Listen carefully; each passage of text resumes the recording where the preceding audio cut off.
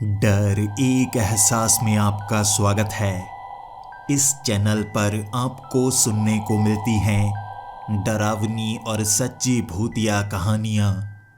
अगर आपको ऐसी ही वीडियोस देखना पसंद है तो हमारे इस चैनल को सब्सक्राइब करना ना भूलें। तो अब बढ़ते हैं आज की कहानी की ओर।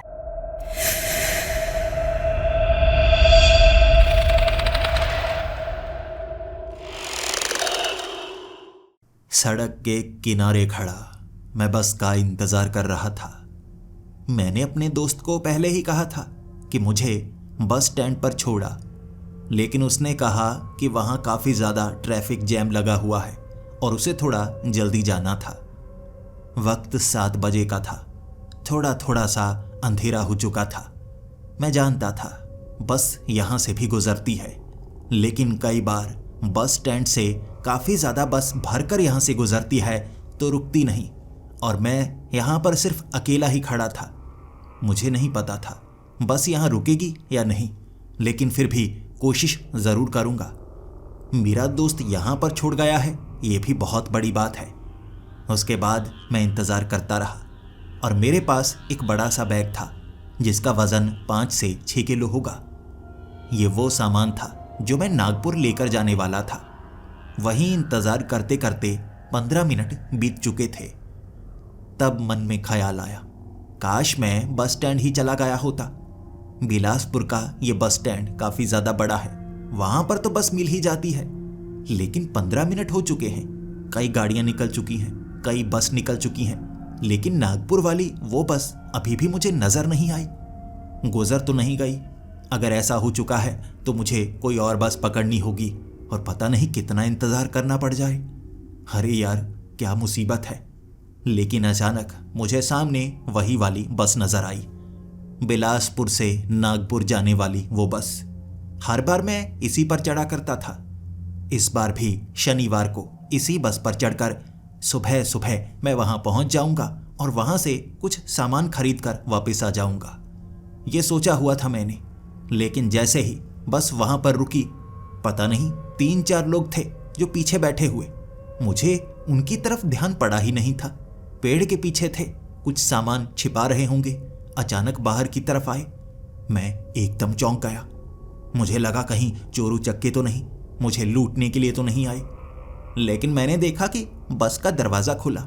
मैं डर गया, गिर गया। लेकिन वो दोनों तो बस पर चढ़ चुके थे। कंडक्टर काफ़ी आगे था। मैं नीचे गिरा था, शायद उसे मैं नज़र नहीं आया। फिर वो कहने लगा, चलो चलो बस को चलाओ, अब यहाँ कोई नहीं है। ड्राइवर बस चलाने लगा था।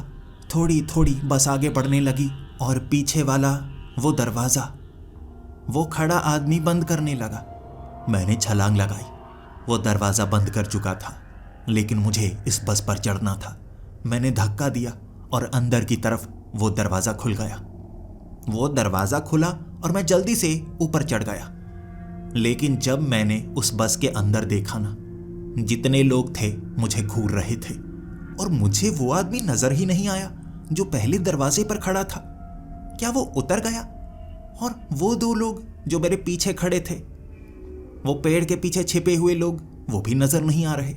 सब यहाँ काफ़ी अजीब तरीके से मेरी तरफ घूर रहे थे। मैंने दरवाज़ा बंद करने की कोशिश की। पीछे की तरफ मुड़ा मैं। दरवाज़ा पहले ही बंद हो चुका था। ऐसा लग रहा था जैसे वो दरवाज़ा खुला ही ना हो और मैं उस दरवाजे के आर पार ही निकल आया। फिर आगे से एक आदमी मेरे करीब आया। सब इस तरह से घबराए हुए लग रहे थे, जैसे कोई डर हो जो उन्हें खाए जा रहा हो। वो आदमी करीब आकर मुझसे मेरा नाम पूछने लगा। लेकिन ये हैरान करने वाली बात थी ना, कंडक्टर अगर आपके पास आकर आपका नाम पूछे तो आपको अजीब लगेगा ना।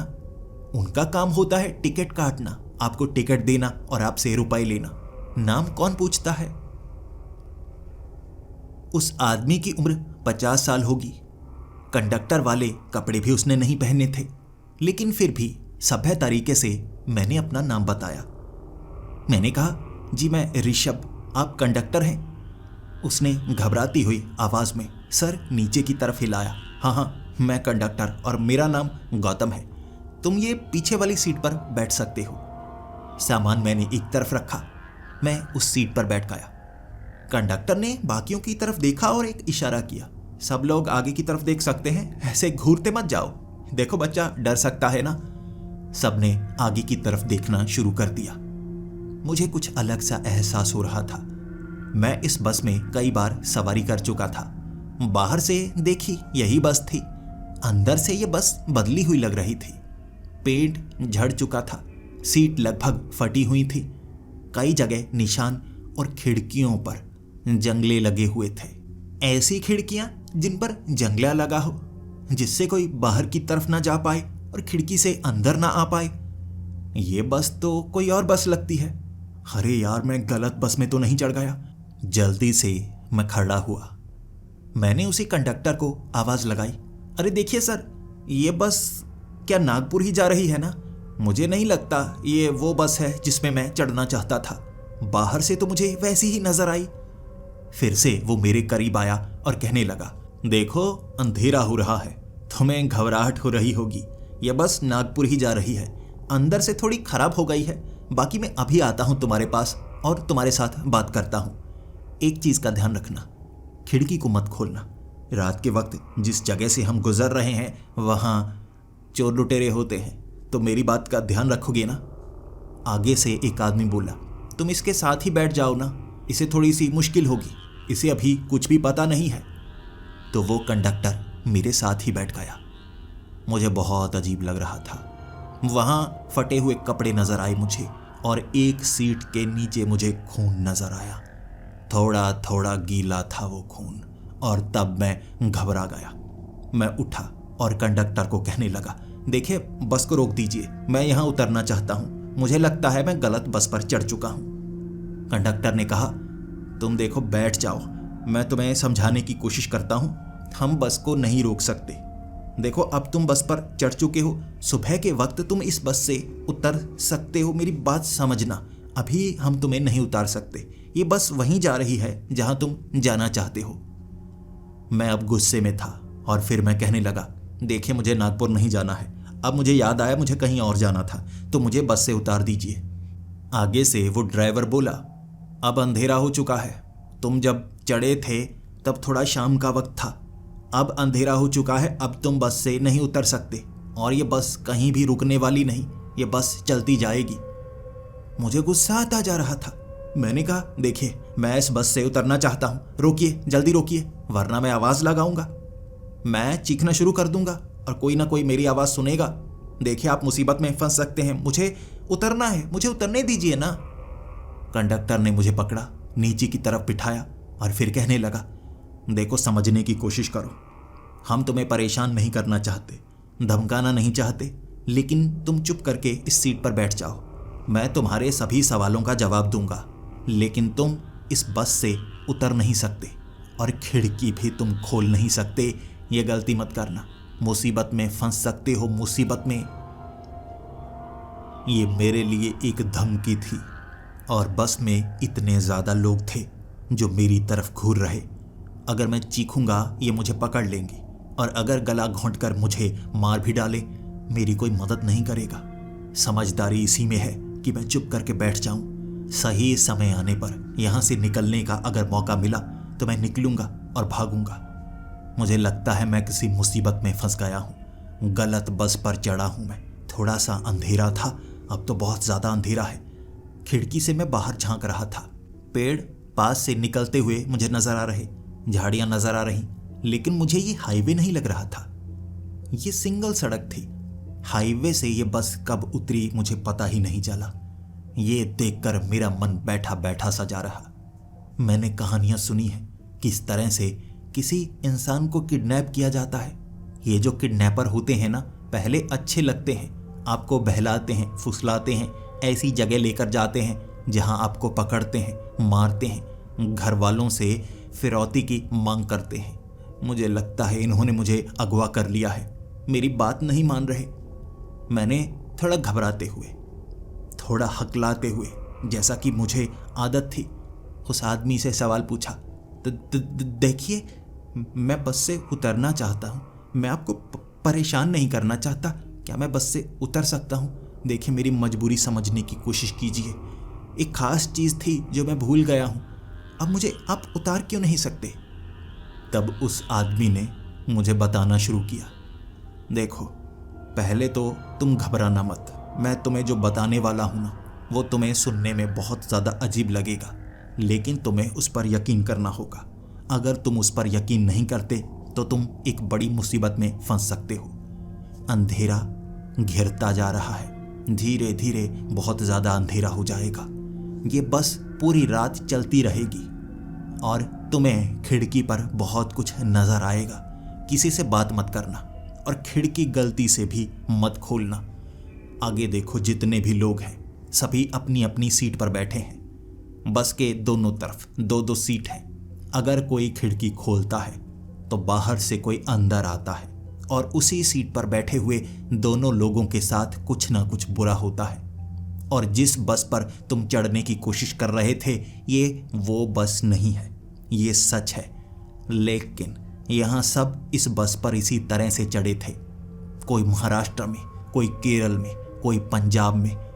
बस के दरवाजे को बंद होने के बाद धक्का देकर अंदर की तरफ खोलने वाला, इसी तरह कोई ना कोई बदकिस्मत इस बस तक पहुंच जाता है। वो दरवाज़ा बंद ही मिलता है, लेकिन तुम भी हमारी तरह ही इस बस पर आ चुके हो। अब तुम इस बस से कहीं नहीं जा सकते। मेरी बात समझने की कोशिश करो। तभी खिड़की पर किसी ने उंगली मारी। मेरी नज़र खिड़की के बाहर पड़ी। बाहर एक पुलिस वाला था। वो पुलिस वाला अपनी गाड़ी चला रहा और खिड़की पर उंगली मार रहा। मैंने हाथ घुमाना शुरू कर दिया। मेरी मदद करो सर, इन्होंने मुझे किडनैप किया है, इन्होंने मुझे किडनैप किया है। मैं खिड़की खोलना चाहता था। वो पुलिस वाला शायद मेरी मदद के लिए ही आया था, लेकिन वो साथ बैठा आदमी कहने लगा, खिड़की मत खोलना, देखो खिड़की मत खोलना, वो तुम्हें मार डालेंगे। ये जिंदा नहीं है, ये लोग जिंदा नहीं है, तुम्हें मार डालेंगे। मैं खिड़की खोलने वाला था, उसने मुझे खींचा और नीचे लिटा दिया। 3-4 लोग आगे से आए और उन्होंने भी मुझे पकड़ लिया। इसके बाद मुझे वो हिलने नहीं दे रहे थे। वो बार बार पुलिस वाला खिड़की पर उंगली मारता रहा और जैसे बाद में उनकी गाड़ी धीमी हो गई होगी कि वो पीछे चला गया। आवाज़ दूर होती हुई मुझे सुनाई दी। फिर उन लोगों ने मुझे पकड़कर मेरी सीट के साथ बांध दिया। मेरी दोनों बाजुओं को पीछे की तरफ बांध दिया गया और तब मुझे लगा था मैं किडनैप हो चुका हूँ। अब मुझे शायद बचाने के लिए पुलिस वाले दोबारा कोशिश करेंगे। पुलिस वालों को तो पता चल गया है, अब शायद मैं बच सकता हूँ। वो आदमी मेरे साथ ही बैठा हुआ था, मेरी तरफ देखे जा रहा था और कह रहा था, तुम्हें मेरी बात पर यकीन करना होगा। ये बस किसी साधारण सड़क पर नहीं चल रही और वो कोई पुलिस वाला नहीं था। तुम खिड़की खोल देते तो तुम भी मारे जाते और तुम्हारे साथ बैठा मैं भी मारा जाता। दोबारा ऐसा मत करना। मानता हूँ तुम्हें समझने में देर लगेगी, लेकिन बंद दरवाजे को धक्का देकर तुम इस भूतिया बस में पहुँच चुके हो और हम सब भी इस बस में इसी तरह से आए हैं। कुछ लोग महीनों पहले आए हैं, जबकि मैं कई सालों से इसी बस पर हूँ। एक गलती और उस सीट पर बैठे दोनों लोगों की मौत हो जाती है। वो क्या हैं, कहाँ से आते हैं हमें नहीं पता, लेकिन इस बस से बाहर जो भी हैं वो जिंदा नहीं है। ये भूतिया बस किसी ऐसी जगह पर चल रही है जिसमें रात को मौत का खतरा होता है। मैं शांत होकर उनकी बात पर यकीन करना चाहता था, उन्हें भरोसा दिलाना चाहता था। तभी मुझे उस बस के बिल्कुल साथ में भागती हुई एक बूढ़ी औरत नजर आई। इतनी तेज कोई बूढ़ी औरत नहीं भाग सकती, बड़ी मासूम सी लग रही थी। मेरी खिड़की के पास मुझे घूरने लगी, जबकि आगे मैंने एक गाड़ी भी देखी। उस गाड़ी के ऊपर बैठा हुआ एक बच्चा आगे वाली खिड़की के पास जा रहा था। तभी उस कंडक्टर ने सभी को आवाज़ लगा दी, सब पर्दे लगा लो, खिड़कियों पर पर्दे लगाओ, बाहर कोई नहीं देखेगा। और ड्राइवर को तो बस चलानी है, वो बस चलाएगा, बाकी सभी पर्दे डाल लेंगे और जो सोना चाहता है वो सो सकता है, लेकिन खिड़की को अच्छे से चेक कर लो कि खिड़की बंद है या नहीं। ये उसने सबको कहा और मेरे साथ में जो पर्दा था उसने वो पर्दा भी लगा दिया। बाहर से आवाज़ आ रही थी बूढ़ी औरत की, जो बड़े प्यार से कह रही थी, तुम एक मुसीबत में हो, मुझे तुम्हारी मदद करने दो, मैं तुम्हारी मदद कर सकती हूँ, बस इस खिड़की को खोल दो, इस खिड़की को खोल दो, इन्हें सबक मैं सिखाऊंगी, तुम्हारी मदद सिर्फ मैं कर सकती हूँ। मैं उस बूढ़ी औरत पर यकीन कर तो लेता, लेकिन ऐसे भागते हुए उस बूढ़ी औरत को मैंने देखा था कि मैं घबरा सा गया था। अचानक एक झटका सा लगा, बस एक खड्डे में फंस गई थी और वो झटका बड़ा तगड़ा था। वो कंडक्टर भागता हुआ ड्राइवर के पास गया और हर कोई हैरान और परेशान था। तब उस ड्राइवर ने कहा, आगे खड्डे आ गए हैं, ये खड्डों वाला रास्ता है, आज की रात बड़ी भयानक होने वाली है, बस यहाँ फंसी रहेगी पूरी रात के लिए, तो सब ध्यान रखना, खिड़की कोई मत खोलना, अगर खिड़की पर थोड़ा सा वजन महसूस होने लगे तो हमसे तुम वो चीज़ें ले सकते हो, उसका इस्तेमाल कर सकते हो। किन चीज़ों की वो बात कर रहे थे? मेरी तरफ देखते हुए उन्होंने इन शब्दों का इस्तेमाल किया था जैसे वो मुझसे उन नामों को छिपाना चाहते थे। मैं अपनी सीट पर अकेला ही बैठा हुआ था। बाहर से उस बूढ़ी औरत की आवाज़ आ रही थी, देखो, कोशिश करो, खिड़की को खोल दो एक बार, बस एक बार। मुंह से आगे की तरफ बढ़कर मैंने पर्दे को हटाया, बाहर की तरफ झांका मैं। वो बूढ़ी औरत बिल्कुल खिड़की के करीब थी, मासूम सी मेरी तरफ देख रही, नीचे की तरफ इशारा कर रही, चिटिकनी नीचे है, नीचे, अपने मुंह से भी तुम चिटिकनी को खोल सकते हो, बस एक बार उसे खोल दो, थोड़ी सी खिड़की ऊपर की तरफ कर दो, बाकी सारा काम मैं कर लूंगी। मैंने आगे की तरफ कांच के पास जाकर उसकी आंखों को देखा, जो पूरी तरह से सफ़ेद थी, पुतलियां नहीं थी, लेकिन फिर भी वो मेरी तरफ घूर रही, जैसे मासूम सी बनी हुई। वो मासूम तो नहीं थी।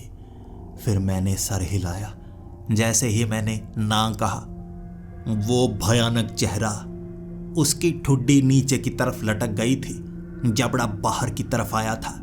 ऐसा लग रहा था वो कोई बूढ़ी औरत ना हो, कोई जीव हो जो बूढ़ी औरत के शरीर में ऐसे छिपकर मुझे फंसाने की कोशिश कर रहा हो।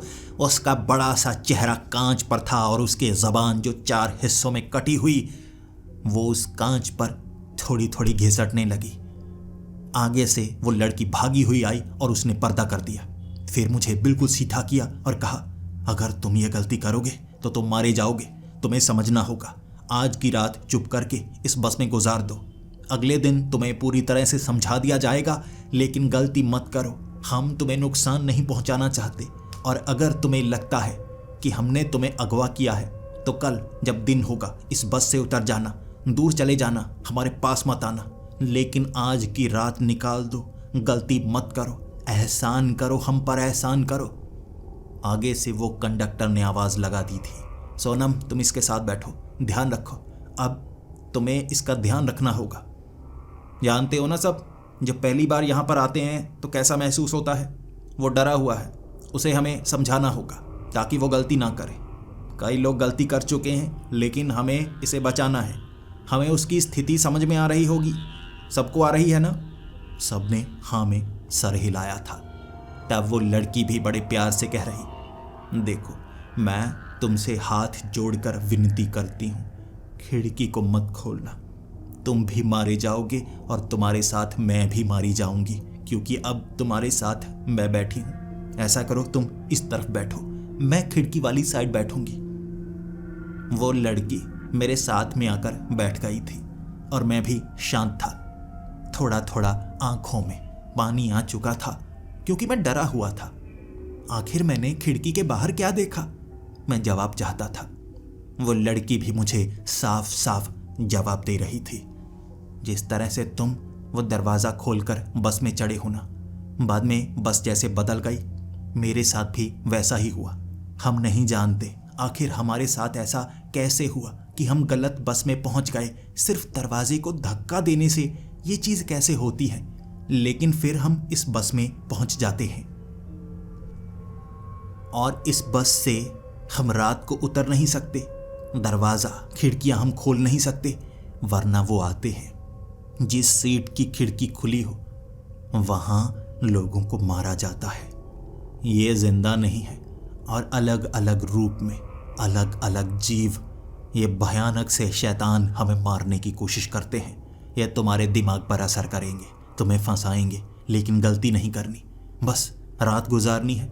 जब दिन हो जाएगा तुम बस से उतर भी सकते हो और तुम समझ भी पाओगे कि हम कहाँ पर हैं। बस कुछ इंतज़ार कर लो। वो लड़की काफ़ी प्यार से समझा रही थी और उसकी आंखों में मैंने डर देखा, जो मैंने देखा था जैसे उसने कई बार देखा हो, इसीलिए मैं शांत होकर बैठा रहा। बीच बीच में मैंने देखा उसकी आंख लग रही थी, लेकिन फिर भी इतनी नींद आते हुए भी वो खुद को संभाल रही, बार बार जाग रही। और आगे बैठा वो कंडक्टर पीछे की तरफ मुंह घुमाकर मेरी तरफ देखे जा रहा था, ताकि मैं कोई गलती ना करूं। वो नहीं जानते थे कि मेरा स्वभाव क्या है, लेकिन जिससे वो डरते थे शायद मुझे भी डरना चाहिए। वहीं पर मैं पूरी रात बैठा रहा। सुबह जब सूरज की किरणें पर्दों पर पड़ने लगी तब दिन हो चुका है ये सबको पता लगा। ड्राइवर उठकर आवाज लगाने लगा था, सब पर्दे खोल सकते हैं, सब पर्दे खोल सकते हैं, अब खिड़कियों को अभी मत खोलें। हम सब एक एक करके बस से बाहर उतरेंगे, देखेंगे इस बस को खड्डे से कैसे निकाला जा सकता है। ये काम सबको मिलकर करना होगा। इस जगह एक रात हम और नहीं गुजार सकते, ये काफ़ी खतरनाक जगह है। पिछली रात तो आसान निकल गई, लेकिन हो सकता है दूसरी रात उतनी आसान ना निकले। सुबह हो चुकी थी। वो कंडक्टर मेरे पास आया, मेरी बाजुओं को उसने खोल दिया, फिर दरवाज़ा खोलकर कहने लगा, देखो तुम्हें चुनाव करने का मौका देता हूँ, अपने आसपास देखो तुम किस जगह पर हो। क्या तुम्हें लगता है ये बस ऐसी किसी जगह पर आ सकती है? मैंने बाहर की तरफ झांक कर सड़क देखी। पीछे कच्ची सी सड़क थी, टूटी फूटी सी, और आगे टायर एक बड़े से खड्डे में फंसा हुआ था। टायर को खड्डे से निकाला जाता तो बस आगे बढ़ पाती, लेकिन दूर दूर तक मुझे सिर्फ जंगल ही नज़र आ रहा था। और बिलासपुर से नागपुर की तरफ जाने वाली बस कभी भी किसी जंगल से होकर नहीं गुजरती। आसपास ऐसा कोई जंगल है ही नहीं जो दूर दूर नजर आए। मुझे हैरानी हो रही थी ये कैसी जगह है। और तब कंडक्टर ने कहा था, तुम्हें ये पता नहीं होगा, लेकिन हम सालों से यहाँ फंसे हुए हैं। तुम्हें भी अब इसकी आदत डालनी होगी। अगर तुम बस से उतरते हो, रास्ता ढूंढने की कोशिश करते हो, दिन के वक्त अच्छे से निकल जाओगे, लेकिन रात के वक्त अगर तुम बस के अंदर ना हुए, बाहर तुम जिंदा नहीं रह पाओगे।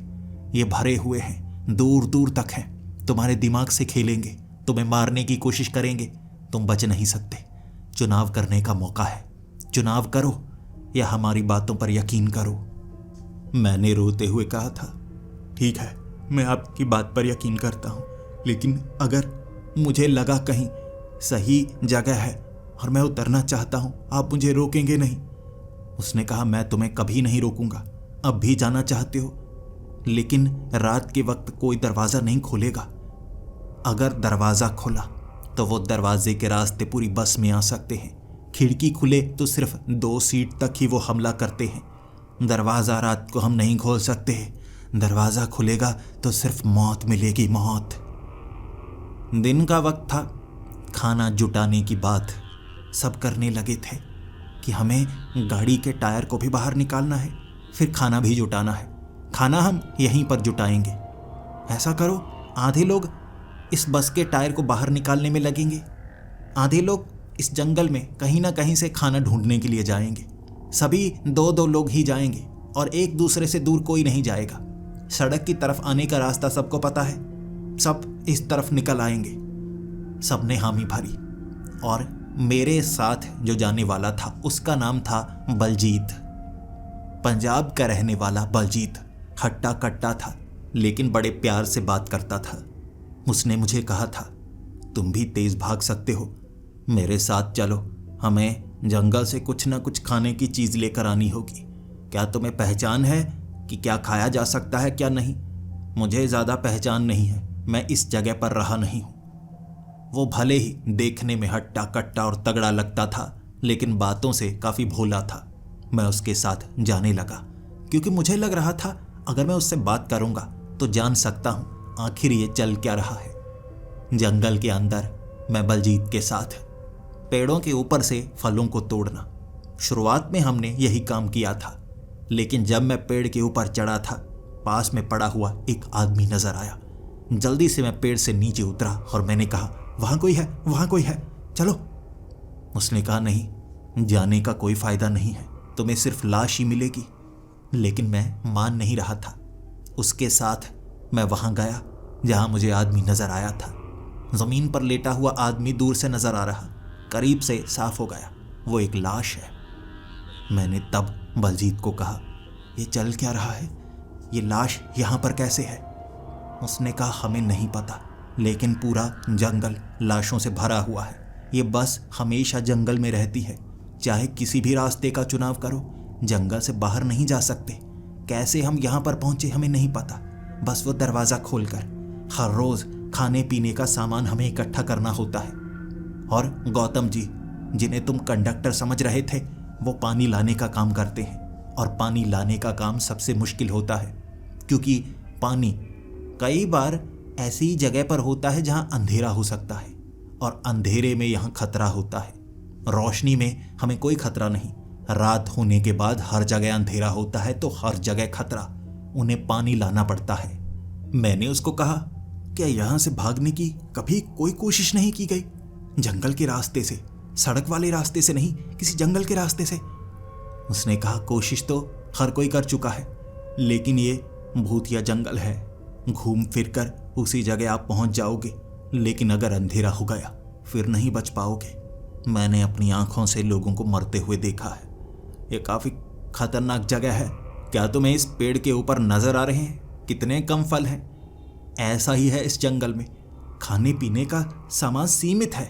हमें मुश्किलों से लड़कर यह सामान इकट्ठा करना पड़ता है। दिन के वक्त कई बार पूरा दिन लग जाता है, और इसमें भी खतरा है। वापस अंधेरा होने से पहले पहुंचना होता है। जल्दी से काम करो, अभी तो कुछ ही फल मिले हैं। ऐसे लाशों के चक्कर में मत पड़ो, हमें आगे बढ़ना होगा। हम आगे बढ़ने लगे।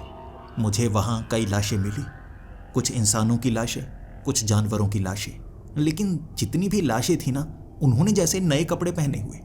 ऐसा लग रहा था जैसे कई दिन पहले किसी को मारकर यहाँ फेंका गया हो, लेकिन लाश को उठाकर बाद में कपड़े भी बदले गए हों। मुझे बलजीत ने बताया था, रात को ये सब जैसे जिंदा हो जाते हैं, इन्हें दोबारा मारा नहीं जा सकता। अलग अलग रूप पैदा होते रहते हैं। हर बार तुम्हें नई लाश नजर आएगी, कुछ ऐसे जो जाने पहचाने लगेंगे। किसी पर भरोसा मत करना। बस में जो जिंदा हैं सिर्फ वो ही अपने हैं, बाकी सारी दुनिया पराई है। किसी पर भरोसा मत करना। आप तुम भी यहाँ कैद हो चुके हो हमारी तरह। बस नियमों का पालन करते रहना अगर जिंदा रहना चाहते हो तो। हमने कुछ फलों को, कुछ लकड़ियों को इकट्ठा किया, ठीक ठाक सामान इकट्ठा कर दिया था। जंगल बहुत ज्यादा अजीब था। एक भी कीड़ा, एक भी पंछी, कोई जानवर नजर नहीं आया जो जिंदा हो। लाशें हर जीव की मिल रही थीं। फिर हम वापिस आ गए। दोपहर का वक्त हो चुका था। सुबह का खाना किसी ने नहीं खाया था। ज्यादातर लोग वहां जो भी काम की चीज थी वो लेकर आए थे। कुछ बोतल, जैसे कोल्ड ड्रिंक की बोतल, जिसे सब हैरानी से देख रहे। ऐसा लग रहा था जैसे इस चीज को उन्होंने बहुत समय बाद देखा हो। गौतम मुझे बता रहे थे कि ऐसी पीने वाली बोतल हमने पहले कभी नहीं देखी। जंगल में ऐसी चीजें भी मिल सकती हैं, हमें अब पता लगा है। तुम्हारे पास क्या बैग में कोई खाने पीने की चीज है? तुम सफर कर रहे थे ना, खाने की चीज तो लेकर आए होगे ना? मैंने कहा नहीं, मुझे लगा था रास्ते में कुछ ना कुछ तो मिल जाएगा ना, मैं खाने के लिए नहीं लेकर आया। लेकिन जंगल से हम ये अच्छे वाले फल तोड़कर जरूर लेकर आए हैं। वहां जितना भी सामान सभी लोग लेकर आए थे इकट्ठा किया गया। हम लकड़ियां भी लेकर आए थे ताकि जलाकर कुछ चीजों को उबाल सके, कुछ खाना बना सके। बर्तन को वो बस से उतार दिया गया था। बस के टायर को खड्डे से निकाल लिया गया था। आराम से लकड़ियों को जलाया गया, खाना बनाया गया। वहाँ खाना थोड़ा कम था। दिन में इतना ही खाना मिलता था और इतना ही सब खाते थे। सब ने खाना खाया। लेकिन 2 लोग थे जो अब तक यहां पर नहीं आए थे। कई बार कई लोग काफी दूर निकल जाते हैं, लेकिन जैसा कि गौतम ने बताया था, घूम फिर कर बस के करीब सब आ ही जाते हैं, लेकिन वो अब तक नहीं आए थे। उनमें से एक लड़की थी और एक 60 साल का बूढ़ा आदमी जो धीमा चलता था। दोनों को बताया गया था ज्यादा दूर नहीं जाना है और दिन के वक्त कोई खतरा नहीं होता। कोई जानवर, कोई पंछी, कोई चिड़िया, कुछ नहीं होगा जो उन्हें नुकसान पहुंचा सके। सिर्फ उनकी गलती ही उन्हें नुकसान पहुंचा सकती है। हमने उस बस के इर्द गिर्द लकड़ियों को आग लगा डाली थी। शाम का वक्त था, थोड़ा थोड़ा अंधेरा होने लगा था। सबको फिक्र थी वो दोनों वापस नहीं आए, इसीलिए सब डरे डरे से। आधे लोग बस के अंदर जा चुके थे। खाने पीने का ज्यादा सामान बस में रख लिया गया था, जिससे कुछ दिनों तक ज्यादा मुसीबत का सामना करना नहीं पड़ेगा। लेकिन 2 लोगों का इंतजार सब कर रहे। गौतम भी बाहर खड़े थे। मुझे बस के अंदर भेज दिया गया था। बलजीत भी बाहर ही खड़ा था, इंतजार कर रहे। और उसके बाद एक तरफ से सूरज को डूबते हुए सबने महसूस किया। अंधेरा सा होने लगा और दूर दूर झाड़ियां हिलने लगी, पेड़ हिलने लगे। और गौतम ने कहा था, सब अंदर चले जाओ, बलजीत तुम भी जाओ, मैं यहां रुकता हूं। मेरे पास बंदूक है, मैं कुछ समय इंतजार कर सकता हूं। अगर कोई नहीं आया मैं दरवाजे के पार अंदर आ जाऊंगा, लेकिन एक आखिरी कोशिश हम कर सकते हैं। दूर दूर मैंने देखा पेड़ों को हिलते हुए और उसके बीच से कुछ लोगों को निकल कर आते हुए। कुछ जैसे बड़े धीमे धीमे चलते हुए आ रहे, कुछ जैसे जमीन पर लौटते हुए, कुछ घिसटते हुए। दूर से ज्यादा कुछ पता नहीं चल रहा, लेकिन 2 लोगों को हमने भागते हुए देखा। भागते हुए बस के करीब आ रहे। ये वही थे, वो बूढ़ा आदमी और उसके साथ वो लड़की तेजी से भागे आ रहे थे। और उनके इर्द गिर्द और भी कई लोग थे, वो उन्हें पकड़ना चाहते थे। उनके हाथ में लकड़ी से बने हुए भाले, जो वो कभी किसी के पेट में तो कभी किसी की गर्दन में घुसा डालते। लेकिन अब पता चल रहा था वो लाशें थी, लाशें। उन्हें कुछ नहीं हो रहा। कुछ चश्मे लगाकर एक जगह खड़े, काले सूट में। ऐसा लग रहा था जैसे कोई सरकारी अधिकारी हो, कोई खुफिया एजेंसी के ऑफिसर्स हों। इंतजार कर रहे थे एक छोटी सी दीवार बनाकर। तभी वहां गौतम ने पीछे से गोली चलानी शुरू कर दी। उस दीवार को तोड़ना था।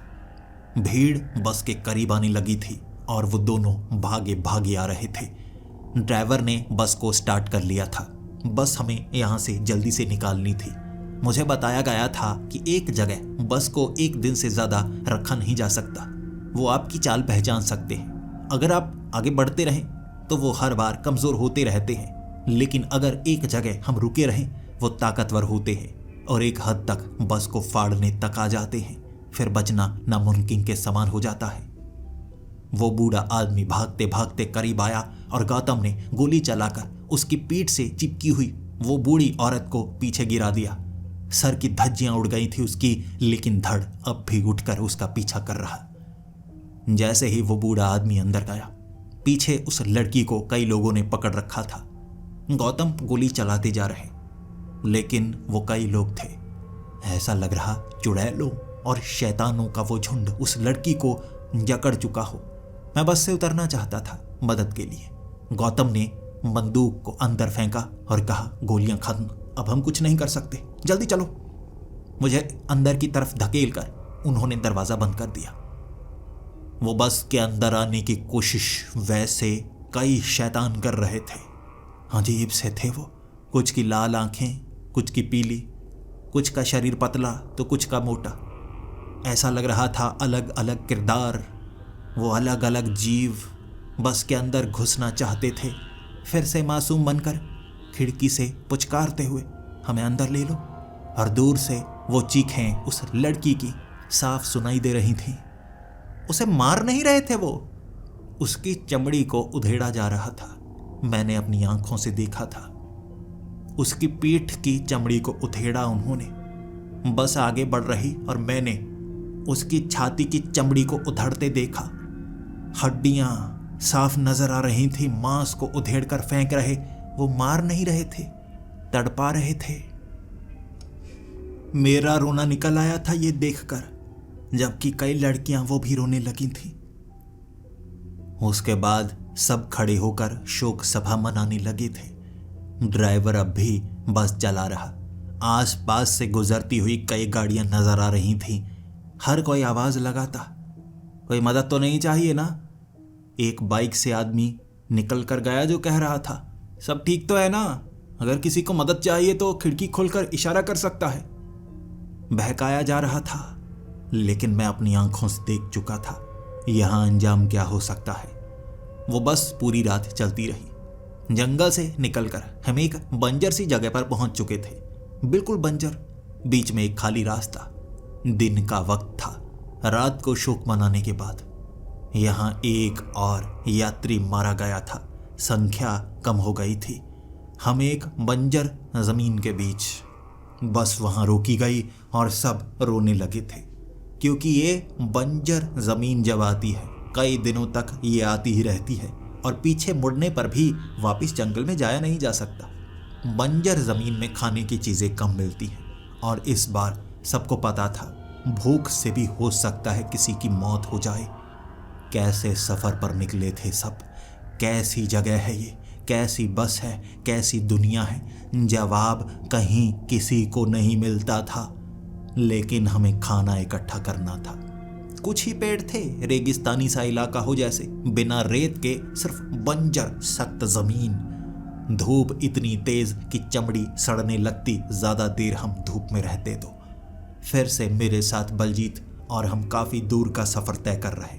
सबको हिदायत दी गई थी ज्यादा दूर कोई नहीं जाएगा, अगर किसी को कुछ नहीं मिलता तो कोई बात नहीं, हम अपनों को पहले भी खो चुके हैं, दोबारा खोना नहीं चाहते। वो बूढ़ा आदमी एक सीट पर अकेला बैठा था। यहां चुनाव किया जाता था, हम किस पर भरोसा कर सकते हैं, किस पर नहीं। मेरे साथ इस बार बलजीत को बिठाया गया था। वो भोला था, मुझ पर भरोसा कर रहा था और मैं उसका भरोसा कभी नहीं तोड़ता। आगे बढ़ते गए हम। वहां कोई खास चीज नहीं थी।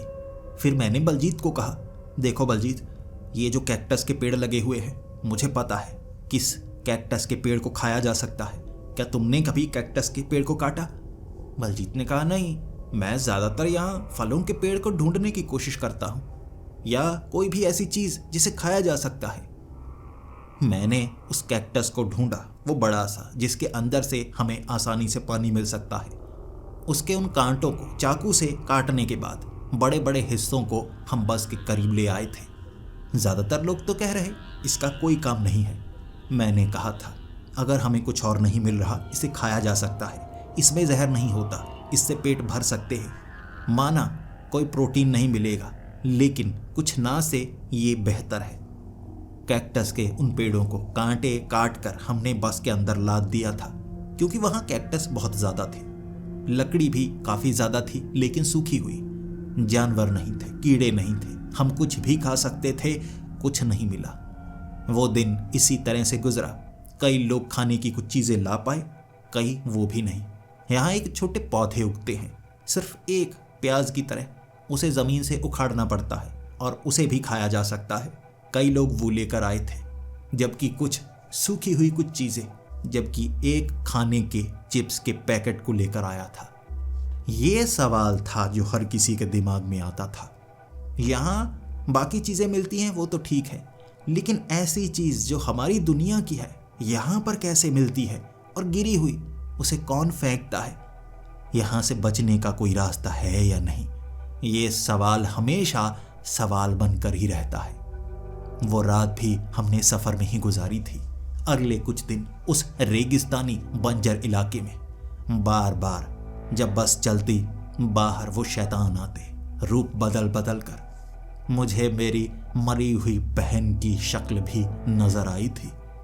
एक पल के लिए मुझे लगा था खिड़की खोल दूं, एक बार बात तो करूं, लेकिन मुझे डराया गया था। एक गलती भी देखी मैंने।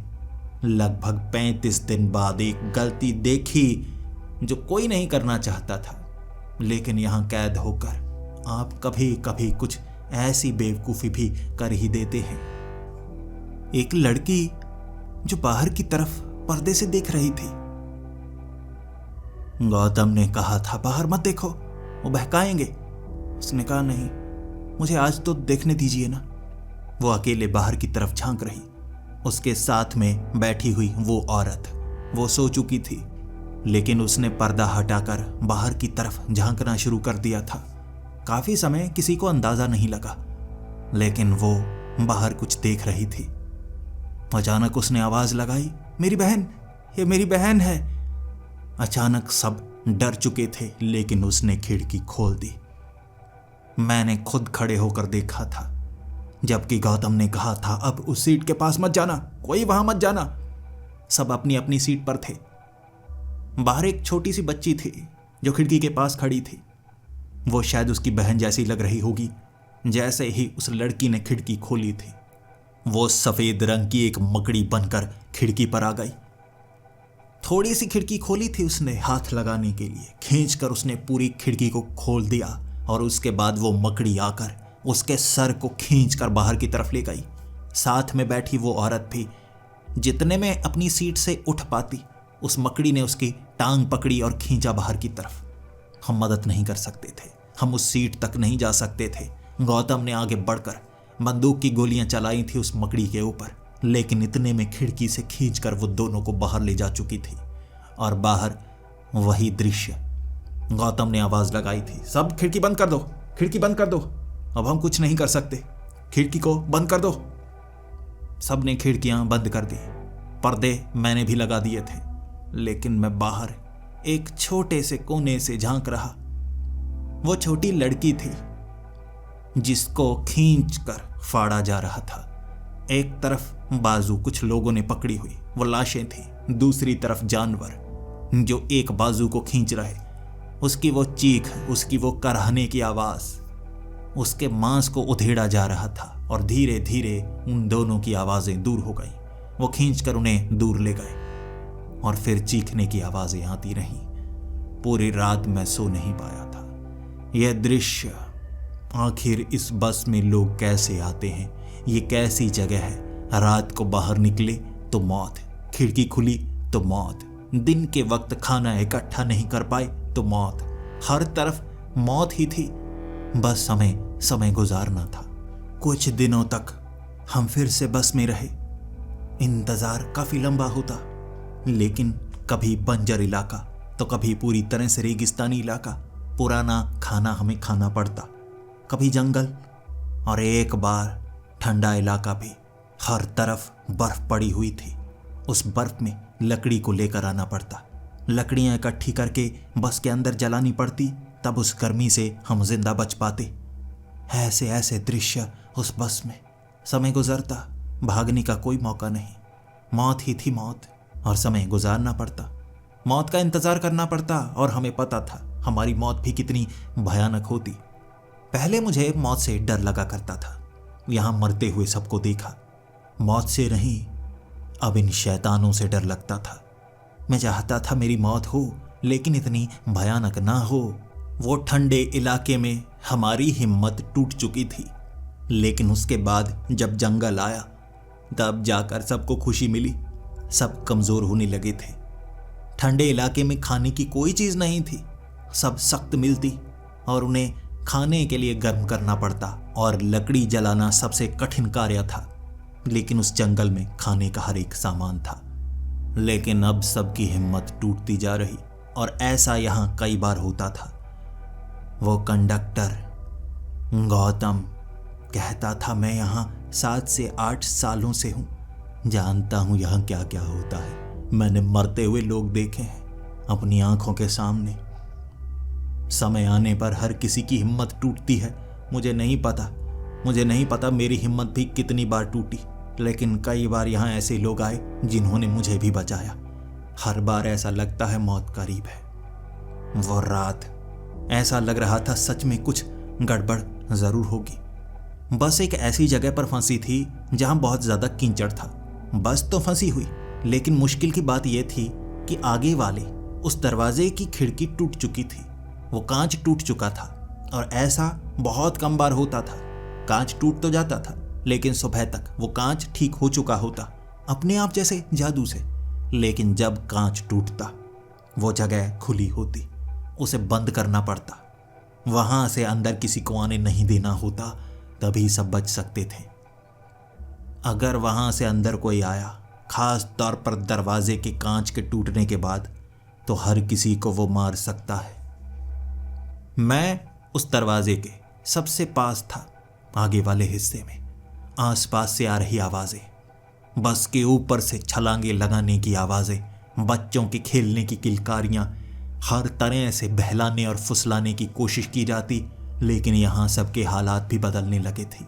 मानसिक तौर पर कुछ लोग चाहते थे कि मौत उन्हें मिल जाए, पागल हो गए थे।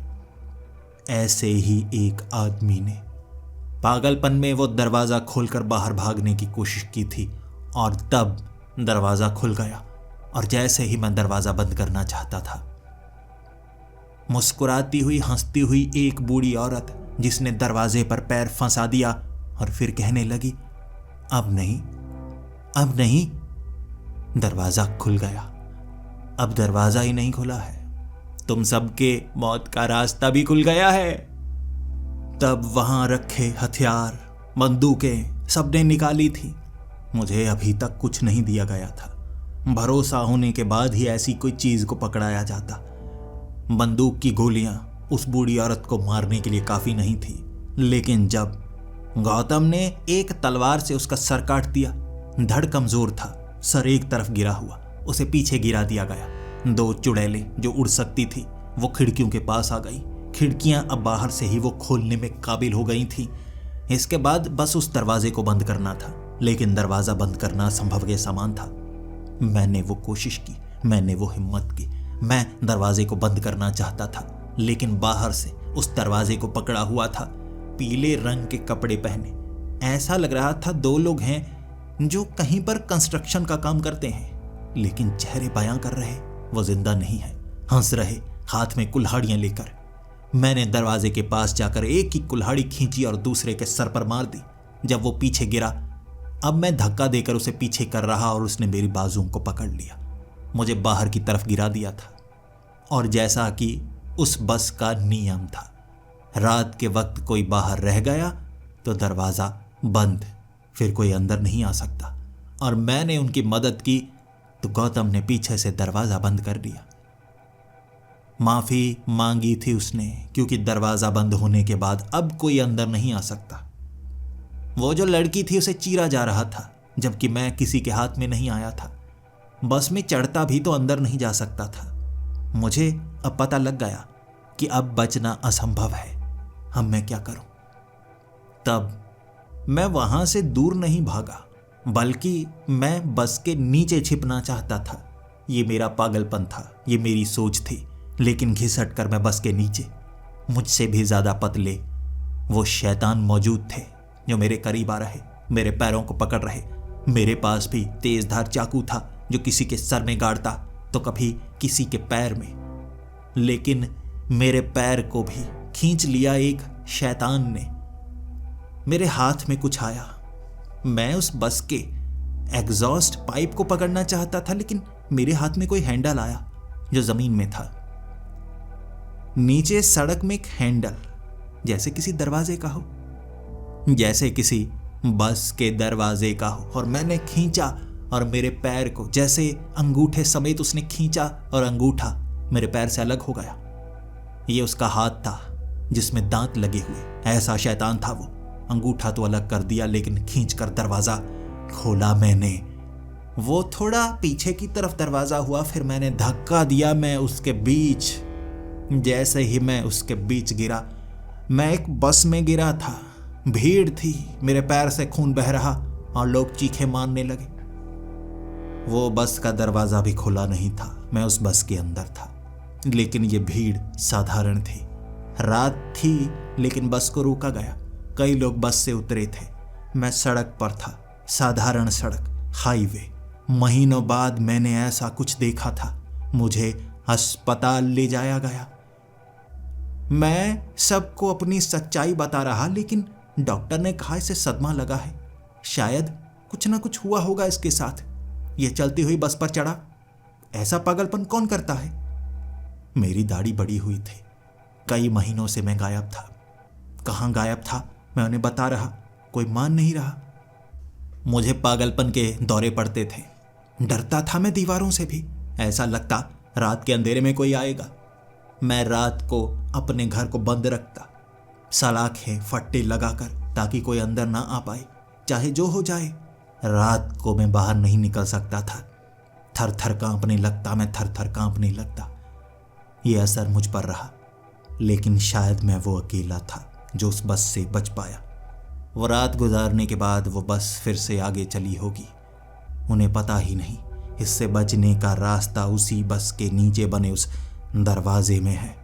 गलती से ही मैं वो रास्ते का चुनाव कर पाया, लेकिन शायद वो अब भी वहीं कैद होंगे, और शायद और लोग भी समय समय पर उस बस में पहुंच जाते होंगे अपनी जिंदगी वो भयानक रास्ते पर जीने के लिए। क्यों यकीन नहीं करते लोग मेरी बातों का? क्यों यकीन नहीं करते? मैं चाहता हूं इस कहानी को हर किसी तक पहुंचाना, ताकि सब समझ पाएं जब ऐसी मुसीबत हो उससे बचना कैसे है। रास्ता उस बस के नीचे ही है। जब वो बस रुकती है, इसीलिए वो ज्यादा समय रुकने नहीं देते, ताकि किसी को वो दरवाजा ना मिल जाए। बस के नीचे ही है उस बस से बचने का रास्ता, वो दुनिया से बचने का रास्ता।